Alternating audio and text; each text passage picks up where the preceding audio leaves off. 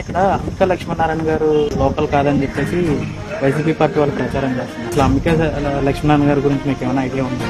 అంబికా లక్ష్మీనారాయణ గారికి చంద్రబాబు నాయుడు గారు ఎంపీ అభ్యర్థిగా, అనంతపురం ఎంపీ అభ్యర్థిగా ప్రకటించడం జరిగింది. ఏ రోజైతే ఆయన అభ్యర్థిగా ప్రకటించారో ఈ రాష్ట్రంలో, ఈ అనంతపురం జిల్లాలో ఉన్నటువంటి బడుగు, బలహీన, దళిత, గిరిజన, మైనార్టీ వర్గాలన్నీ కూడా అంబికా లక్ష్మీనారాయణ గారిని ఆదరించడానికి చంద్రబాబు నాయుడు గారి సారథ్యంలో ముందుకు నడుస్తున్నారు. స్థానికుడా కాదా అనే దానికి ఒక అంశం చెప్తున్నా. ప్రజాసేవ చేయడానికి నాయకత్వం ఖచ్చితంగా ఇంపార్టెంట్, కానీ స్థానికుడు కాదన్నది ఆ వైసీపీ ఈ చిల్లర మాటలు మాట్లాడడం మానుకోవాలి.